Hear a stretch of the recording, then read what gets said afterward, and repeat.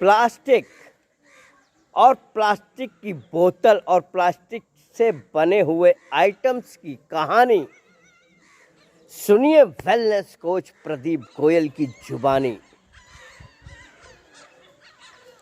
Plastic का कोई भी आइटम अगर बनाया जाता है तो उसके लिए अप्रूवल चाहिए होता है, लाइसेंस चाहिए होता है। कहाँ का लाइसेंस?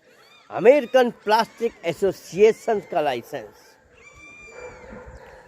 और वो उस प्लास्टिक का आइटम बनाने वाली कंपनी को एक कोड देती है और उस कोड को बोलते हैं RIC, रेजिन आइडेंटिफिकेशन कोड। ऐसा होता है, देखिए, एक ट्रायंगुलर फॉर्म में एक कोड होता है जो उस प्लास्टिक के आइटम को बनाने वाली डाई के साथ में ही लगा दिया जाता है। यानी कि वो जो प्लास्टिक का आइटम, जैसे कि मान लो बोतल बन रही है, तो बोतल जब उसमें कास्ट होगी, उसमें ढलेगी, तो उसमें आपने आप उभर के आ जाएगा,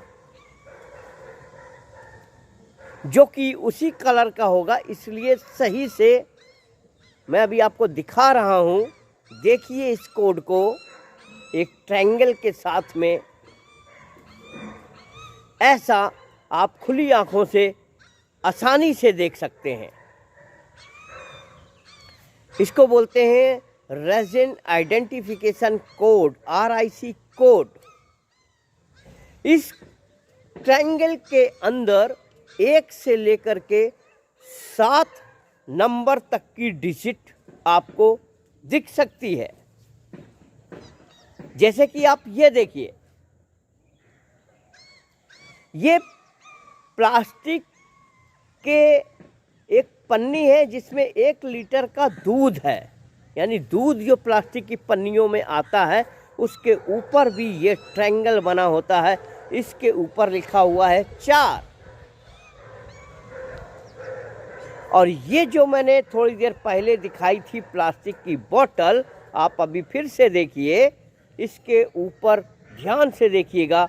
उसी ट्रायंगल के अंदर जो कास्टेड है, जो डाई के अंदर फिट है, उसके अंदर लिखा हुआ है 1, यानी 1। 1 से लेके 7 तक ये नंबर होते हैं। अभी मैं केवल एक नंबर की बात करूंगा आपके साथ में।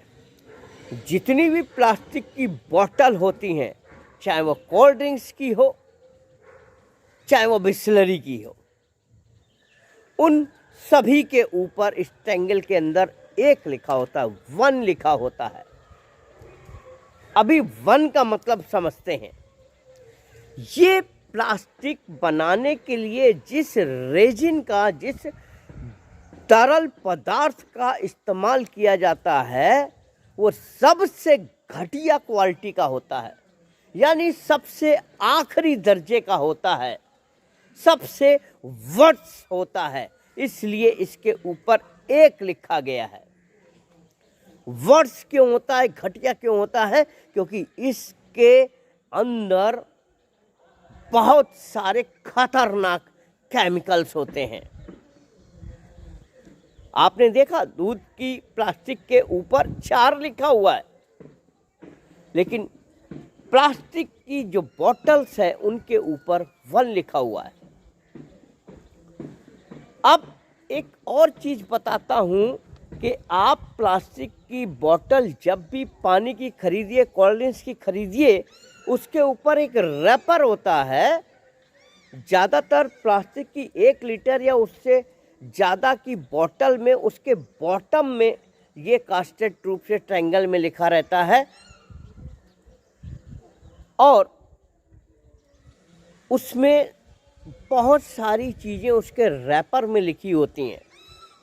क्योंकि अमेरिकन एसोसिएशन, प्लास्टिक एसोसिएशन जिस कंपनी को लाइसेंस देती है, उसका पूरा माल चेक करती है कि आप क्या बनाने वाले हो, कैसे बनाने वाले हो, कैसे इस्तेमाल करने वाले हो, उसका रिसर्च करती है। उसके बाद में उसको बोलती है कि आप इस ट्रायंगल के अंदर 1 लिख सकते हो, 2 लिख सकते हो या क्या लिख सकते हो। बहुत सारी ऐसी भी कंपनियां हैं जो कि इस तरीके का लाइसेंस नहीं लेती हैं और उस प्लास्टिक के आइटम पे कोई इस तरीके का ट्रायंगल आपको नहीं मिलेगा। तो ये मत कहिएगा कि बहुत सारे प्लास्टिक के आइटम्स में कोई ट्रायंगल नहीं होता। उनके पास वो अमेरिकन प्लास्टिक एसोसिएशन का लाइसेंस है ही नहीं बनाने का।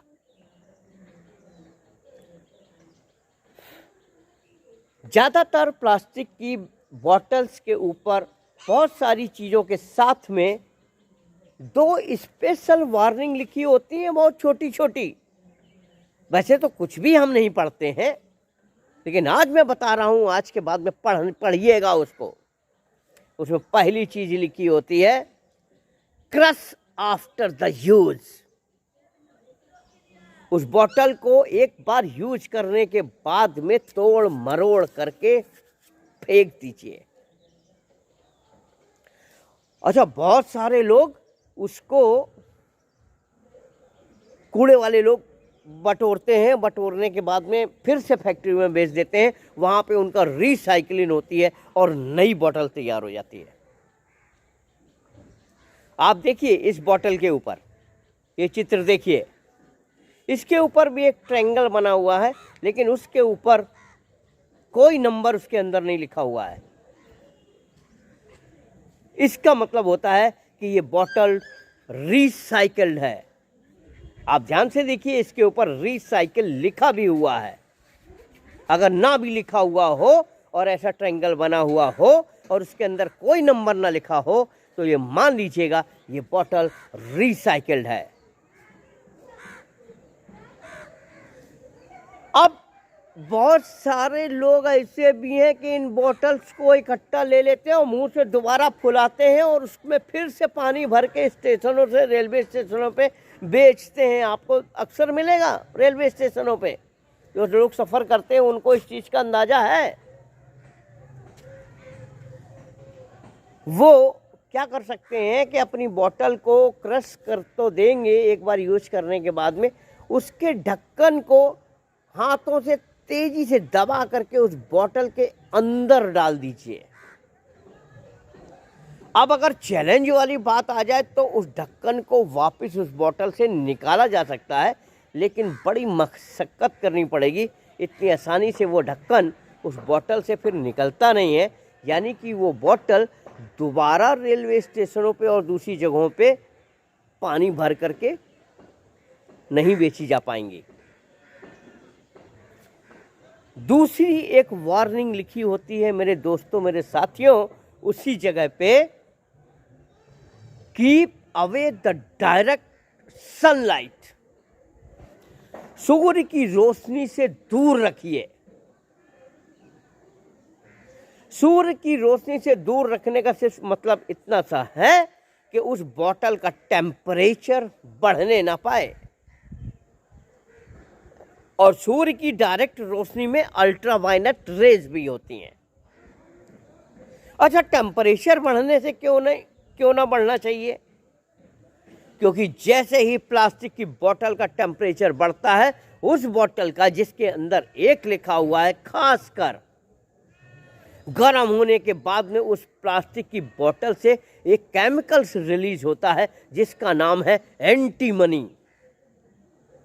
और वो एंटीमनी केमिकल्स उस पानी में घुल जाता है और हम उस पानी को यूज करते हैं। ये एंटीमनी नाम का एक केमिकल इतना खतरनाक है कि आपके पाचन तंत्र को खराब करता है, आपके नर्वस सिस्टम को खराब करता है, यहाँ तक कि आपको कैंसर की प्रॉब्लम भी क्रिएट करता है।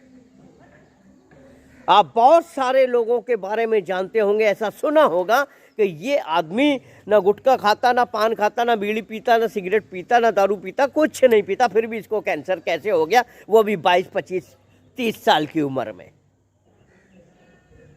समझ में आ रहा है उसका एक रीजन? अरे आज भारत की जनसंख्या, मुझे नहीं पता विदेशों में क्या है, लेकिन भारत का पता है कि बच्चा पैदा होता है और जैसे ही वो बाहर का दूध पीने लायक होता है उसको प्लास्टिक की बोतल खरीद के लेकर के लेके आ जाते हैं। किसी उसके ऊपर एक नाम का ट्रायंगल नाम का सिंबल बना हो चाहे न बना हो, लोगों को कोई पता नहीं है, उसको ले करके आ जाते हैं और उसी बोतल को लगातार कई सालों तक, जब तक बच्चा दूध पी रहा है बोतल से, जब तक उसी बोतल से दूध पिलाते रहते हैं, वो भी दूध को गर्म करके, गुनगुना करके। जैसे ही बोतल के अंदर दूध को गर्म गुनगुना करके डाला जाता है, वो बोतल भी गर्म हो जाती है और उस बोतल से एंटीमनी रिलीज होना शुरू हो जाता है और उस दूध में मिल जाता है। बहुत सारे लोग अपनी बाइक के अंदर प्लास्टिक की बोतल रखते हैं ठंडी, अपनी गाड़ी के अंदर बोतल रखते हैं ठंडी। उनको एहसास नहीं है कि धूप में गाड़ी के अंदर खड़ी खड़ी वो बोतल का पानी गर्म हो जाता है और गर्म होते ही उसके एंटीमनी रिलीज होकर के उस पानी में घुल चुका होता है। उसके बाद में उसको तुम ठंडी करके भी पियो, एसी चला के गाड़ी में पियो, फिर भी उसमें एंटीमनी डिसॉल्व हो चुका होता है, जो कि भयानक यानी कैंसर तक की बीमारी को जन्म देता है।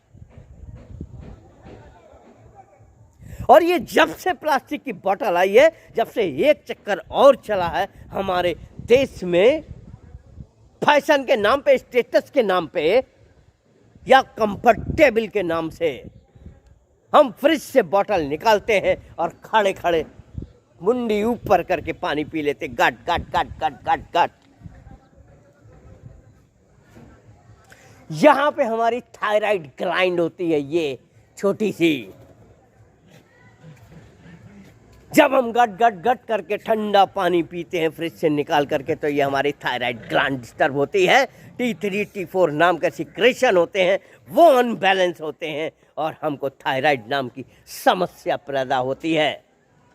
जब हम खड़े होकर के पानी पीते हैं तो पानी डायरेक्ट हमारी आंतों में जाता है और आंतों की दीवारों पे एक्स्ट्रा प्रेशर क्रिएट करता है, आंतों की दीवारों को डैमेज करता है, हमारी पाचन तंत्र खराब होता है।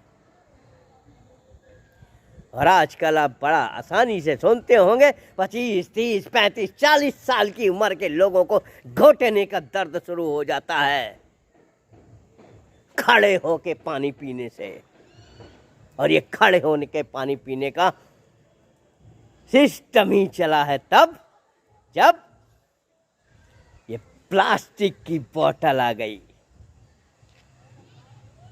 मेरे साथियों, मेरे दोस्तों, मेरे भाइयों, मेरी बहनों, मेरी माताओं, मेरी भौजाइयों, अगर आपको मेरी बात अच्छी और सच्ची और तर्कसंगत लगे तो आप इस प्लास्टिक की बोतल का अल्टरनेट जरूर आप ढूंढ लेंगे और आपको मिल जाएगा कि प्लास्टिक की बोतल से पानी न पिए, खड़े होके पानी न पिए तो कैसे पिए? अरे पानी तो बैठ के पीना चाहिए।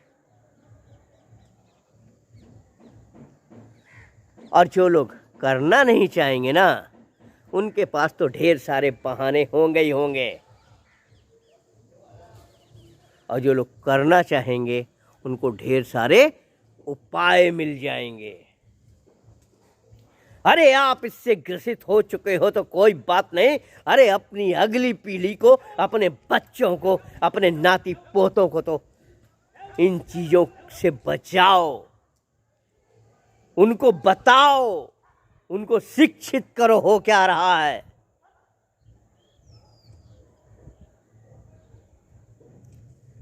तो कैसी लगी ये प्लास्टिक की बोतल और प्लास्टिक की कहानी? वेलनेस कोच प्रदीप गोयल की जुबानी बताइएगा जरूर। नमस्कार।